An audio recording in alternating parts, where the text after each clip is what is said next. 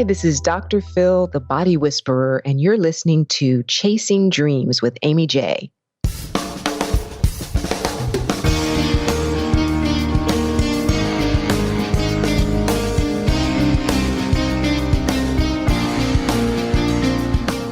Welcome to Chasing Dreams podcast with Aimee J. Aimee believes that realizing a life without regrets is achieved by taking chances, chasing your dreams, making moves, and overcoming your doubts. The Chasing Dreams podcast will help you overcome life's obstacles, believe in your potential, and inspire you to face your fears. And now here's the woman who is passionately pursuing her dreams, Aimee J. Hey, Dream Chasers, this is Aimee J, and thank you so much for tuning to episode 140 of Chasing Dreams. Today's episode is sponsored by our Patreon campaign supporters. Thank you to all of our supporters for your support, donations. It means the world to me. You guys are rock stars. If you'd like to donate any amount, even if it's just $1 a month to help keep the show going, you can do so over at aimej21.com/Patreon. I have an amazing Dream Chaser to introduce to you guys today. Dr. Phyllis Hubbard, also known as the Body Whisperer, is a motivational speaker, board-certified doctor of natural medicine, an Ayurvedic practitioner, life and mental health coach, Qigong instructor, Reiki master, and it's almost like there's nothing she cannot do. Dr. Phil's straightforward and humorous presentations blend ancient holistic wisdom with cutting-edge research in a way that is fun and easy to understand. And that, guys, is exactly why I wanted her on the show today. She is also the executive producer, residential health guru of the Journey to Radiance podcast and webisode series. Don't worry, all the links will be on the show notes page. So we had such a fun conversation, and I learned a lot about mental health just from listening to her. She broke things down so that it was easy to understand. Just like I said, she's very good at that, and that's why I wanted her on the show. And so without further ado, here it goes. Hey, Dr. Phil, how's it going? It's going great. It's so exciting to hear your voice. Thank you for having me. It has been too long, and we're rectifying that afterwards. We've already come across that, but I got to tell you, I was so grateful when you said yes to come on the show. And I'm not sure I actually told you why I wanted you on the show, but for you guys listening out there, Phyllis and I met last year at Podcast Movement through, again, a great friend, Stephen Hart, friend of the show, friend of mine, friend of ours, who brought us together. And it was in our first interaction that I was like, we're going to be friends. And not just that, I knew then I wanted you on the show. Wow. Yes. Wow. I never told you that. No, you never did, but there was no way I would say no to you. You are just wonderful and fabulous. So how could I say no? See, this is what you did. We were going to dinner. And we were walking down the street. It was beautiful weather, Anaheim, gorgeous, right? Yes. And we were having a conversation and we were talking. And I said something about how, I can't remember the exact words. I think I was being hard on myself. And I said something negative, like, I just need to I have all these faults. And you said, now, Aimee, that's not the way to say it. And that's not the way to think about it. And you flipped it and said, I have some more stuff I need to work on. Yeah. You flipped it entirely. And I was like, how did she just take that whole negative thought I had? I think I was being hard on myself. And you flipped it. And I was like, oh, I do. Yeah. That's not so bad. Right. And that stuck with me. Thank you. I'm really grateful that it did, because I know sometimes I do that to people and they just, they stay within that kind of self-deprecating, way of being. And I fight it because words are very, very powerful in what we say to and about ourselves. Oftentimes in a joking fashion, we don't realize we are actually giving power to that. And kind of bringing us down in subconscious ways. So thank you for receiving it. And you know better than do that again around me. And guys, that was actually how she followed up that conversation in California. Just now, that's exactly it. And it wasn't verbatim, but essentially, yeah, you summed it up. You explained it and why. And I was like, oh, we need to have you on the show to talk about this. Because I've talked about it. I'm not saying I'm a strong proponent of it because I haven't been active as others, but I think mental health is something that has grown with me in the sense of I've seen it in my community, the young, the old, in my family, how not having these conversations and not kind of looking into it has probably harmed us more than it should. And, when you had that conversation, I was like, that was it. That was the moment I was like, Phyllis has to be on the show. We have to have a conversation. Because also, I wanted to talk more about why did you become a naturopathic doctor? Wow. Well, it's interesting when people ask me that question, I usually go right into how I reversed an illness. But I don't usually talk about the part that came before that, which is directly connected to this show. So I'm going to just go into the whole thing. Sure. And share. Yes. When I was a child, I had the great misfortune of accidentally walking in on a brutal attack of a little girl. She was being raped at the time. And I was about 7 years old and the little girl was like 5. And it was just devastating. The sight of the incident literally and immediately took my breath away. And I realize now that I must have had a mild asthma attack.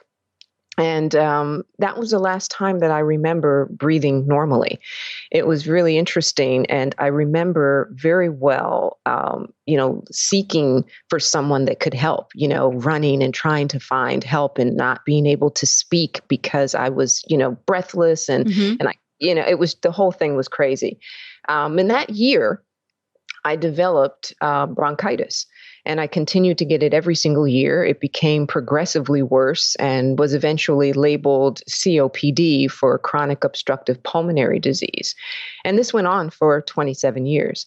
And I remember in my 20s realizing that I was physically dying, physically slipping away. And if no one's ever had that experience, it's very difficult to explain what it's like to know that you're just not going to be here much longer.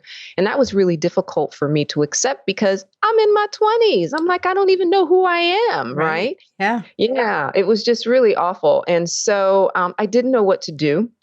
But I had a realization that I had to take a look at what I was doing. I was taking medication, and the doctors told me that I was going to get asthma and then emphysema, and I was just going to get progressively worse. And I'm like, this is crazy. This cannot be true.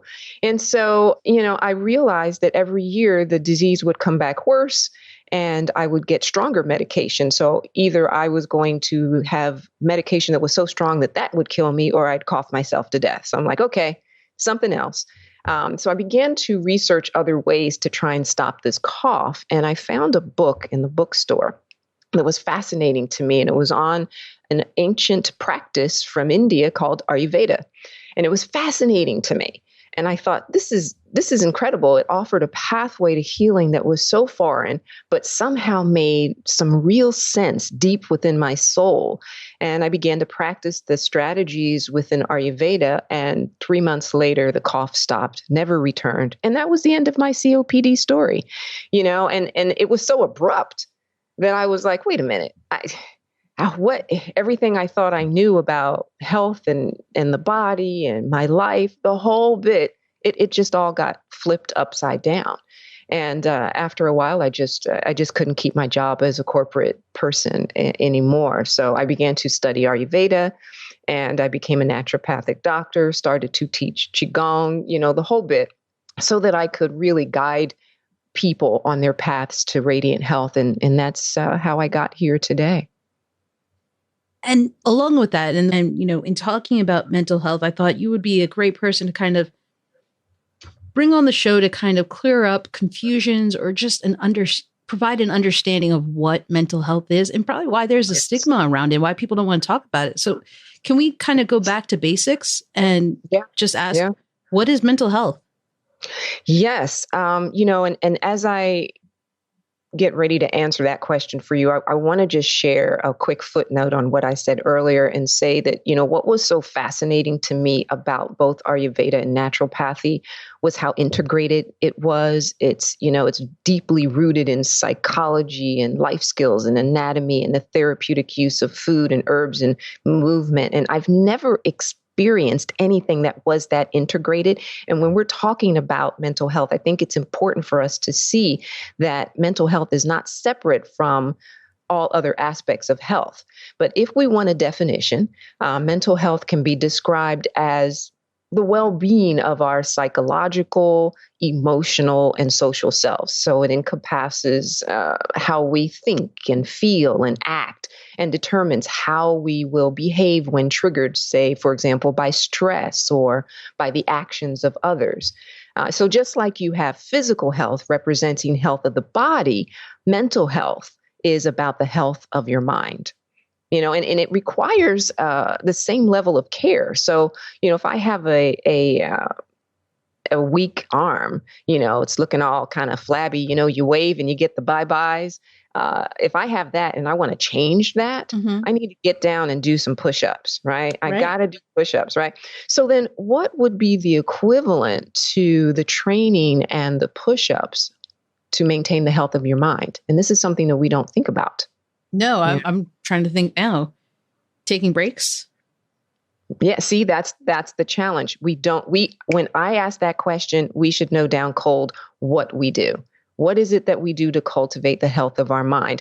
I have a friend who is a cognitive behavioral therapist, and we used to do talks together all the time. And she had this great analogy that I loved. And she said, think about a car. How many parts are there in a car? A couple hundred parts.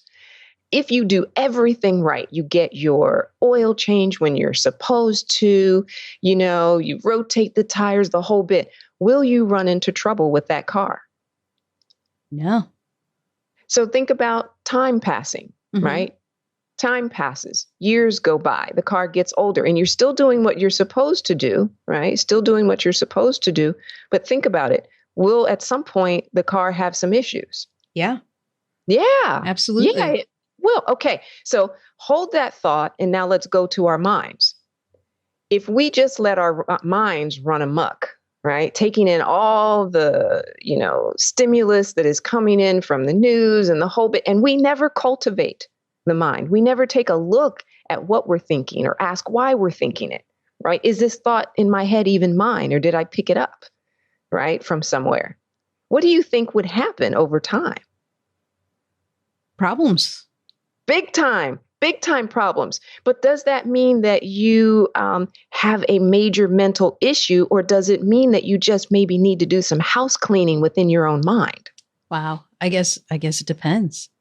Yeah. So how do you know? You have to bring a level of awareness, right? And most of us really kind of snowball in our thoughts. And so I love this question that you have for me around the stigma, and why is there a stigma around mental health? So I'm going to share a couple of ideas that I have just in the work that I have, the research that I've done, and just the work that I've done with my clients.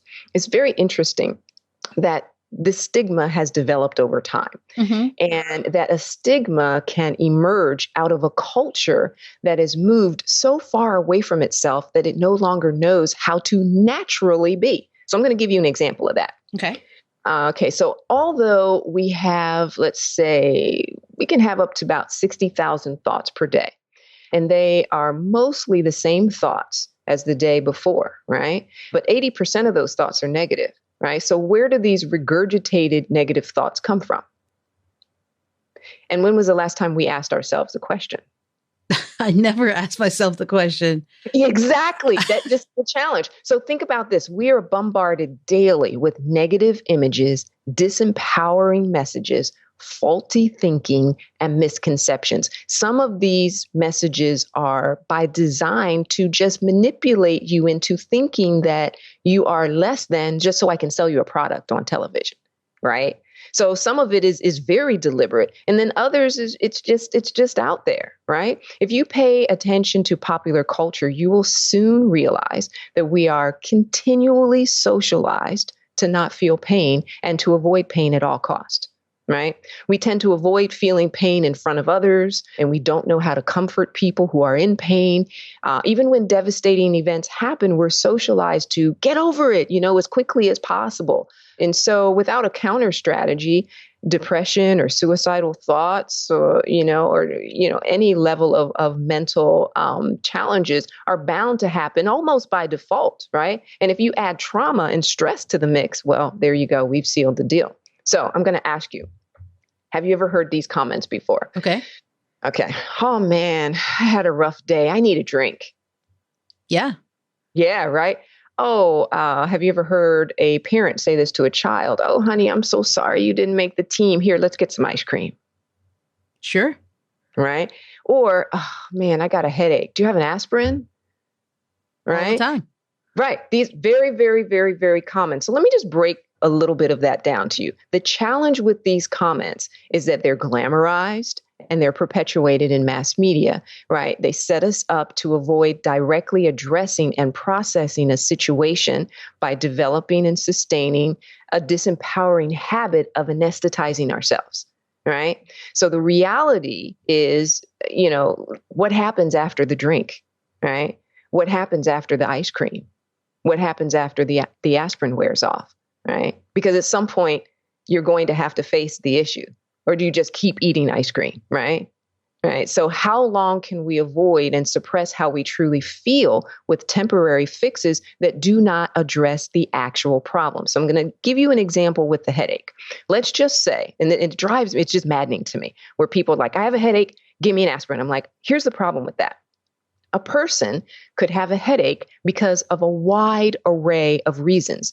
It could be dehydration, lack of oxygen, poor circulation, toxins in the colon, hypoglycemia. I could go on and on and on. None of those can be solved by taking an aspirin. So our kind of mindless way of saying, you know what? I have a headache. Let me just grab an aspirin, right? We're anesthetizing ourselves without even asking the question. Aspirin is a solution that we've trained ourselves to blindly run to by default, right? Almost and all like that's the only solution.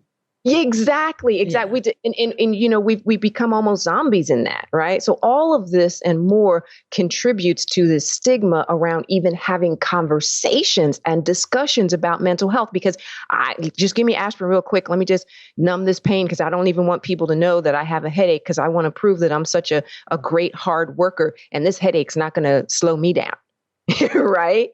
It's amazing. So I'm trying to get people to just stop. Just for a second, whatever the situation is. What if that parent said to the child, I'm really sorry that you didn't make the team. And you know what? Sometimes you're not going to get everything that you want, right? Sometimes you can be the best person and not get the job. I mean, this is a part of life. So talk to me about how you're feeling about it, and let the child actually understand that, yeah, actually, this is the deal. This is real life. And then after the child has had the opportunity to express, now let's go play, let's go enjoy ourselves, let's have fun. So that life is ups and downs, right? It's an ebb and flow. So Phyllis, let me ask you something about when you prefaced what you were saying. It hit me when you were talking about the car, when you were talking about the things that happen to us as we get older, as we try to take care of ourselves. You saying almost that it's understandable, it's almost normal, it's expected for us to encounter these issues, these feelings, depression, stress, those things that we have to work on that we're not probably, or that we don't realize, but that it's not a specialized thing. Right. I want us to consider that it is not. So let me just ask you this question. Sure. So let's say we're in a drought, right? And it starts raining. Mm-hmm. You're going to be really happy, right? Absolutely. Okay, so what if it keeps raining and it keeps raining and a month goes by and it keeps raining? I'm going to just be used to rain and take it for granted, probably. Right. And so what happens to the crops if it rains for 3 months straight? Not a good thing. Right. 6 months straight. It's getting worse. Okay. So why then do we think we're supposed to be happy all the time? There is nothing in nature that is a constant like that, right? We're happy, we're sad, things happen, we're disappointed. It's experience life for what it is. There is an ebb and flow. There is a season for everything, right? When people feel, I was talking to a colleague who experienced the death of one of his mentors. It was very difficult for him. And he was trying very hard to not express emotion. I said, no, it's not about that. You want to allow the emotions to come up. Right. And to acknowledge them. You can't heal something you're unwilling to look at, and know that it's going to hit you in waves. Right. So you'll go through your process, you'll cry, you'll do your thing. And then maybe 6 months will go by and you're like, I'm over this. I'm great. And then something will happen, trigger a memory, and you'll feel that wave again. And then when this happens, sometimes the person may go, oh my gosh, maybe I'm depressed. No, this is a natural ebb and flow of you processing that grief. What society says is processing grief is not correct, right? Who am I to tell you how you are to process, right, the grief of this person, So the challenge is that we need to understand actually what a process is, what it is to allow something to move through you without getting stuck in you. So depression, for example, would be allowing something to get stuck in you and ruminating on that, right? Right? Mm-hmm. Because that does not pass. So I think it's just important for us to understand that we have to get to a place where we look at the root cause of things and that we become cultivators of our own mind, right? So if you have a garden, at some point you have to walk out there sometimes and take a look at it and see, there's some weeds coming up, or there's some moles or some rabbits, are in there. We got some ants or something, right? If you just leave the garden alone, who knows what's going to come in there? Every once in a while, though, if you walk up and down, and all around and take a look, if there's a challenge, then you can kind of pull those, those roots, those weeds up at the root, right? And it will take some time, but you will have a very beautiful, vibrant garden. And our minds are like that too. We have to once in a while kind of take a walk through there. Is this my thought?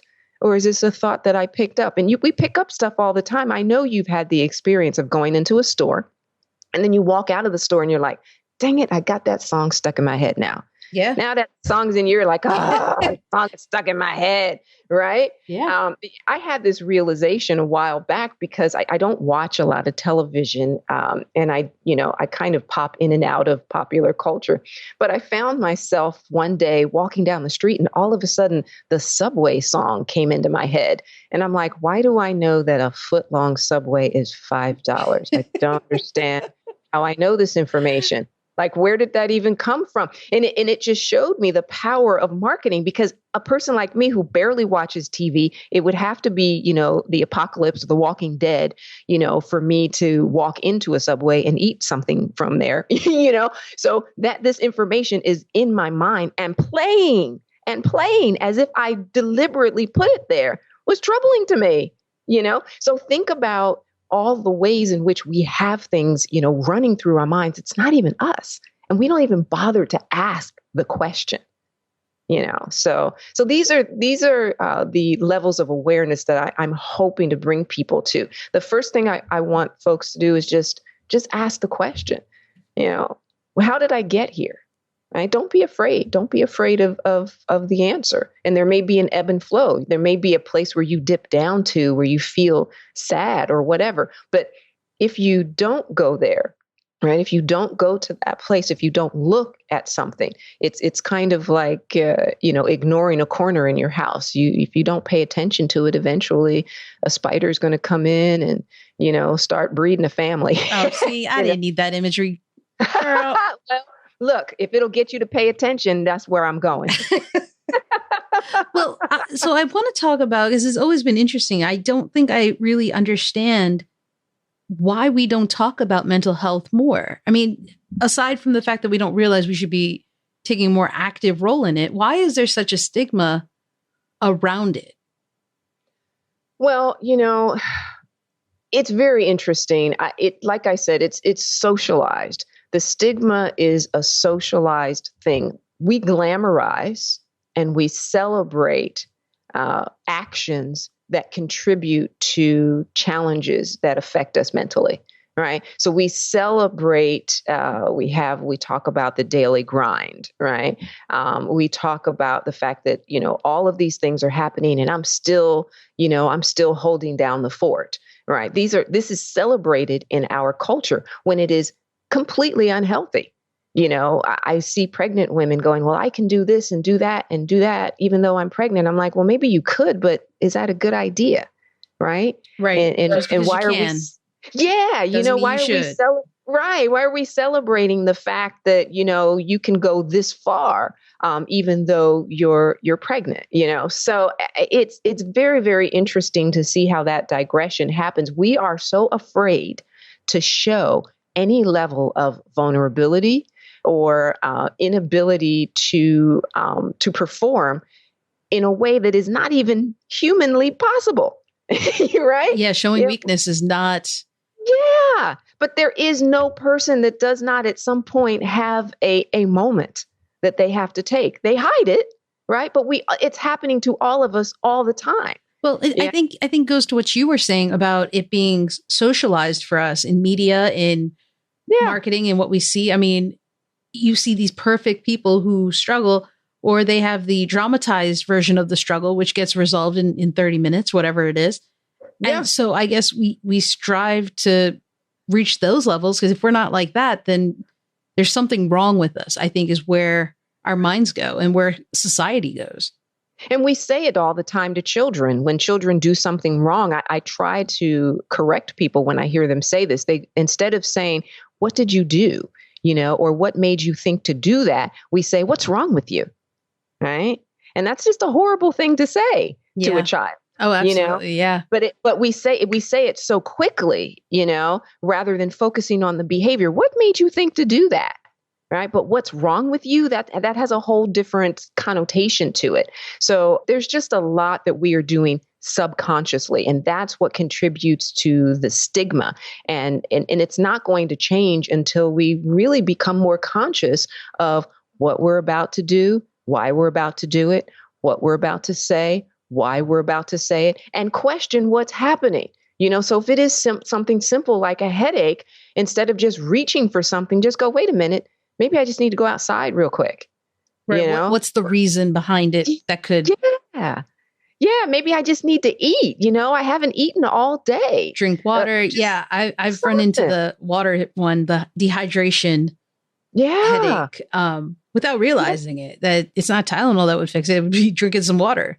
Exactly. And in fact, taking Tylenol is just going to toxify your body even more, So, I really hope that our conversation will help to raise awareness around that. And I'd actually like to talk about some other factors that affect mental health as well, because, it helps us to just kind of be on the lookout. So you have trauma and early losses. So, for example, if a young child lost someone at a young age, when they're a child and they don't really have a way of processing that, right? They can start to allow their mind to think in a certain way that may not be true. Right. And it's interesting that our childhoods actually didn't happen the way we thought they happened, because they happened from the perspective of our child brain. So one of the techniques that one of my gurus said to me years ago was, you have to go back and revisit all your childhood traumas, but with adult eyes. Right. And then see it for what it is. See it for what it is. It's very, very powerful to do. So trauma and early losses, that can certainly affect mental health. Stress, absolutely. And chemical imbalances, which could be triggered by chronic conditions, medications, unhealthy food, even food with, heavy metal contaminants, all kinds of things can cause chemical imbalances, and that can affect mental health as well. the weather, living in a place that's very cloudy or receives very little sunlight. A lot of people know about the winter blues. So, if those are factors that affect you, you may have to do something. So as an example, I lived in Boston for a short period of time. And I remember my colleague saying, Phyllis, I promise you the sun is coming out. I'm like, where's the sun? And it was hard for me to wake up. And I said, shoot, I'm gonna have to get me one of those full spectrum bulbs, light bulbs. And I changed all the light bulbs in my apartment. And that was kind of something that helped me get through, because I noticed it automatically. And I didn't realize how much of a sun worshiper I was until my son was taken away from me. Right. So there are some other ways in which, or other factors that can affect mental health, such as medical conditions. So neurological conditions like Parkinson's or Alzheimer's, stroke, hormonal imbalances, that's a huge factor, autoimmune diseases, viruses, cancer, nutritional deficiencies, especially lack of B12, and in men, erectile dysfunction. I mean, all of these can contribute to, mental health in one way, shape, or form, can, shift our perspective of what we think that, it can cause excess stressors. And if we have not found a way to take care of those or even be aware of it, some people may not be aware that maybe they're drinking water that is full of contaminants in their area, and they're going through something. They're just having a reaction to that. It may not be that they're depressed, so it's very interesting. We have to look at that's why I say I love Ayurveda and naturopathy and Qigong and these practices, these indigenous practices, because they get us to look at life from a more holistic perspective. You're not going to be affected by just one thing. It could be a combination of things. And when you're looking at issues of mental health, there's always something that's layered on top of something else. So maybe you had a trauma in early loss, and then there was a stress, and then you had to move a few times, and then you got married, and blah, blah, blah, blah, blah. And then all of a sudden, you look like you have it all together, and then you feel like you're about to fall apart, right? But none of those things had the space to be moved or processed within your life. Does that make sense? It does. And here's the thing. With all those factors that you listed, this can affect, it sounds like, anyone, everyone, famous people, regular people, yes, Indian people, Chinese people, yes, Blacks, whites, Americans, Hispanic, I don't think I heard anything that could cut anybody out of this. That accurate? Yes. Thank you for saying that. That's so important. I'm going to say something that sometimes is scary for people to hear, but I think it's really important. And it is that with the right stimulus, anyone at any time is pretty much capable of anything. And I think that we try to pretend that is not true, but we've seen too many stories in the news where a person snaps, mm-hmm. and the people that knew the person was like, but he was so quiet. I can't believe, and what I really hope people will understand is if you understand and can accept that, then you will take the responsibility, right? You will take the responsibility for your own mental health and say, you know what? I've gone through 10 changes this year. Let me just stop, pause, see how I'm doing, see what needs to be cleaned up before I move forward with something else. It's really important for us to do. Anyone at any time is capable. Every person within the sound of our voices have been the person who has cut somebody off while driving and has been cut off by someone while driving. Mm-hmm. Right. Right. And when you're being cut off, you're like, what the, right? And then when you cut someone off, you're like, oh, my bad. Sorry. Right. But we don't think about that when we're in the midst of that emotion. Right. And you brought up celebrities, and I like to share. I was heartbroken. I had this really interesting experience with Robin Williams. I was house sitting with a friend of mine, and the person that we were house sitting for, this was years ago, was a photographer.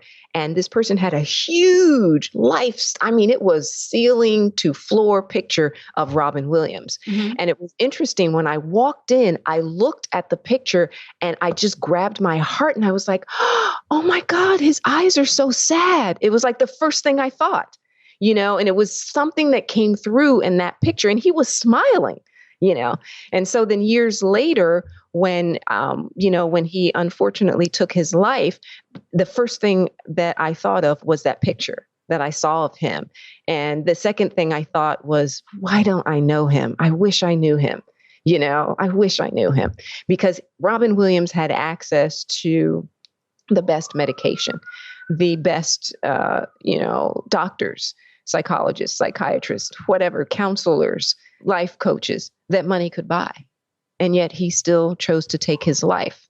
It's very troubling. It's very troubling to accept that, as well as many other celebrities who have, followed suit. But the fact of the matter is, you have to have a strategy. I don't care what kind of medicine you take, what kind of care you're under. If you go to see a psychologist, what are you going to do in between the time that you see the psychologist and you have to see them again? You have to live, right? So how then are you going to choose to live your life? What are you going to do when the medication you've been prescribed wears off, but it's not time to take the new, medication or the next pill? What are you going to do? You have to have a strategy, and we don't have that conversation. And that is what it keeps me up at night thinking about. So if you say, well, I've got, I have a practitioner that I go to and blah, blah, blah. I'm like, what do you do in between that? That's the first thing that I say. I'm like, you need a plan. I need you to have a plan. I don't want you to just rely on the psychologist, the counselor, the medication. You cannot, because at some point it will wear off. And when it wears off, everything that you are attempting to work through is going to come back on you. So what are you going to do in those moments? Right. And there's so many things that can be done. So I think when people begin to realize that and they build their own, what I call self-care toolkit, then you have something, right? No one goes to work without their tools. You're not doing a podcast without a microphone, right? Yeah, that's true. That's true. Exactly. Right. So what are your mental health tools? And everyone needs to develop some kind of toolkit for themselves. So as we kind of get closer to the end, what can people do to help develop that self-care toolkit? Well, I have some strategies that I'd like to share, but what I'd like to say is when you hear what these strategies are, I want you to take into consideration who you are as a person. So there's a lot to say about knowing yourself, right? So you have to take the strategies and go, okay, well, this is how I behave. So I probably will tweak it for this particular reason. So with that said, I'm going to offer a couple of strategies that you can think of. So the first thing is develop a mental wellness self-care toolkit, which is based on your unique personality and tendencies. Get a friend to help you if possible. And know that your self-care toolkit has to have counter strategies that help you when you become triggered or you begin to feel like you're off center. So some suggestions could be maybe it's a friend that you call. Maybe it's having some positive affirmations around the house or with you at all times. Maybe it's a trigger where you take a walk outside for a few minutes. Preferably in nature, which would be great. Maybe it's doing a breathing exercise or a relaxing exercise. Maybe it's just questioning, hey, is this really what I think it is? Or have I been triggered by something in my past? Because a lot of times if a person says something to you and you get really upset, oftentimes it's like 10% what the person said and 90% something that happened to you in the past that you actually haven't processed, but that person or that experience has triggered. Right. So develop a toolkit that's based on that and have something that you can immediately go to. That's really important. Mm-hmm. The second thing is have a non-negotiable daily practice. You've got to have a daily practice. It doesn't matter exactly what it is because it will evolve over time. But a suggestion that I will give is when you get up in the morning, before you check your cell phone, before you check the news, before you text, email, before you do anything, you check in with yourself, right? Check in with yourself. Take a couple of slow, deep breaths. Feel how you feel. What do you feel in your body? Do you feel any pain? Do you need to stretch? Whatever the case may be, check in with yourself. Tell yourself the truth about who you are in that moment, right? And from that place, set your intention for the day. And then you can, do your other things. Watch, check your text messages or whatever the case may be. But never reach for that without first checking in with your own self. That's a good point. Yeah, very important and hard for people to do. But once you start doing it, you'll definitely unplug from the matrix, so to speak. So that's a good analogy. Yeah, right. I'm just keeping it real, girl. So number 3 is really important. When in pain, reframe, right? When in pain, reframe. Tell yourself the truth about what is actually happening. Allow your eyes to be windows and not projectors. See what's there. So an example of that is if I say, I am sad, that's not true. What is true is I feel sad. There's a difference. I am Phyllis, but I feel sad, right? It sounds like not a big deal, but it's a huge deal because you have to disassociate your identity from the feeling, right? I can't stand the pain. That's not true. I can barely stand the pain. That is true, because if you couldn't stand the pain, you'd be incapacitated, right? So tell the truth and then allow yourself to breathe into those feelings, right? Thoughts about the past are not real because the past is dead, right? Thoughts about the future are not real because no one knows the future. So drop the unreal thoughts by acknowledging that they're not real and then practicing one of the exercises, right? Breathing exercises or something from your self-care toolkit. A lot has to do with just stop and just take a moment, right? And just see if are your eyes windows or projectors? Just check in with yourself, right? Know the difference between the two. So number 4 is a pain release exercise. So I'm going to just kind of talk through it really quickly. It's very short. Okay. It's just a relaxing breathing exercise that you do. And, or maybe we can just practice it really quick. Okay. Yeah. So basically, if you're sitting up, if you're listening to the podcast, you want to sit up straight, pull your shoulders up, back, and down, and place your hand over your heart, or maybe you can place your fingertips together. Either is great, or whatever feels comfortable to you. And then as you take a couple of slow, deep breaths in and out, I want you to begin to listen for the sound of your heartbeat, right? So we'll just do that for a quick second, and then I'll move on to the next part of the exercise.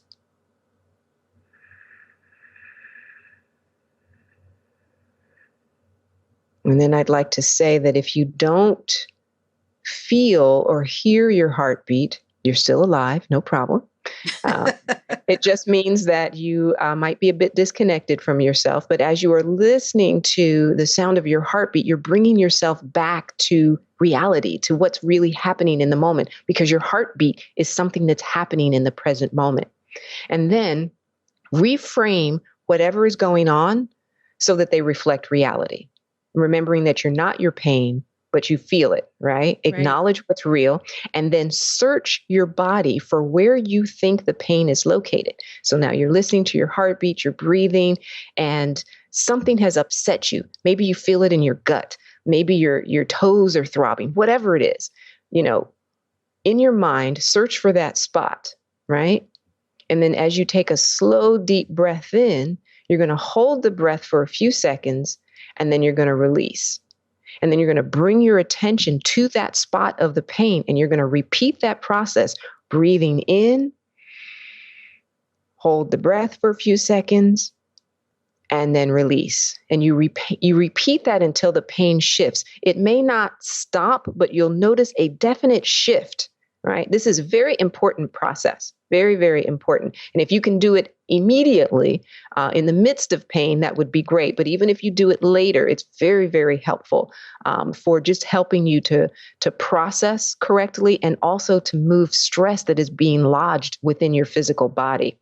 And then the last suggestion that I have is please, please, please, in your daily life, do your very best to avoid knee-jerk reactions at all costs. And the best way to do this is to remember to breathe and then pause before you speak. Breathe, pause, and then speak. When someone says something that irritates you, you want to jump in right quick. Don't do it. That's Breathe, great advice. Pause, and then speak. And then do the same thing for acting. Breathe, pause before acting, right? Breathe, pause, and then choose your thoughts. We may think that our thoughts are randomly infecting us, but if we slow down long enough, we'll realize that we are actually choosing our thoughts. And if a thought is yours to choose, why not choose an empowering thought, right? That's a good one. Yeah, so those are some steps that you can take, and they don't cost any money, right? They can be done at any time, but as the great Bruce Lee said, I don't fear the one who has practiced 10,000 kicks. I fear the one who practices one kick 10,000 times, right? So the power is in the practice. You must practice, practice, practice, practice. Someone says something to you, you knee-jerk react. In that moment, go, oops, okay, no judgment. Okay, now I know what a knee-jerk reaction is. Next time I'll remember to breathe first. Yeah, right? absolutely. I mean, that's just how it is. That's how you practice, practice, practice, practice, practice. And in time, you will just be amazed at how your life can change. Phyllis, thank you so much for the tools to help with self-care, for explaining mental health to us and just why it's important to take care of it and ourselves. And just as you helped me last year in changing my perspective on how I view the things I need to work on. I was going to say faults, things I need to work on. I think you have helped me, as well as others who are listening, kind of change their perspective on mental health. And hopefully more of you guys will have these conversations, and you can find these tips and all by rewinding or on the show notes page. We'll have them listed out because I think it's very important for you guys to do what she said, practice it daily. Practice, practice, practice. Yes. And if you don't mind, if you have a second, I would love to leave you with 3 of my favorite truisms. Yes, please. This is dedicated to the fabulous, the amazing, the beautiful, the talented Aimee J. Okay. Truism number 1. Accept it, girl. Just accept it. Okay. You can see me laughing. Truism number 1. You have the choice and the power to change your life. Truism number 2, you have the wisdom and ability to achieve and maintain radiant health. And truism number 3, there is no bad part of you, only parts of you yearning for love, acceptance, or transmutation. That was deep. That's for you, girl. That was deep. I love it. I love it. Thank you so much, Phyllis. That was awesome. Thank you for having me. Thank you so much for just bringing this to light and sharing it with your audience. I'm very grateful for you. Thank you. And guys, that was Dr. Phyllis Hubbard. She is awesome. Did she clarify mental health a little bit more for you? Do you understand it just a little bit better than you did before you even listened to this episode? Because I know I did. I know she did it for me.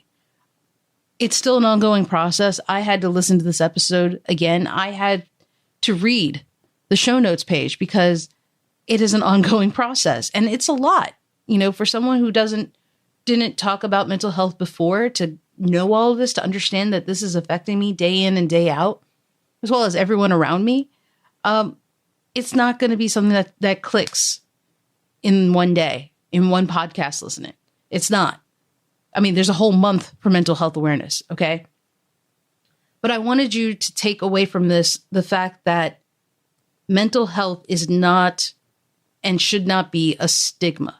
It should not be something we run away from. It should be something we embrace. It's something that we should help normalize, okay? So go out, re-listen to this episode, read the show notes, practice the actions she shared. Okay. And remember, it's going to be a day-to-day ongoing process. And share this episode in particular. I know I don't say it often, but if you could, share this episode with your network. Share this with the people around you, because I think it's an important topic. It's one that we all need to embrace, mental health, and it's one that we shouldn't be shying away from. Okay. So re-listen to the episode, find the show notes page over at aimej21.com/episode 140. That's episode 140.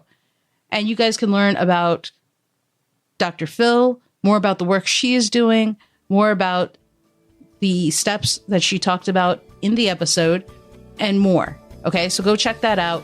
And until next time, guys, you guys keep chasing. Thank you so much for listening to Chasing Dreams.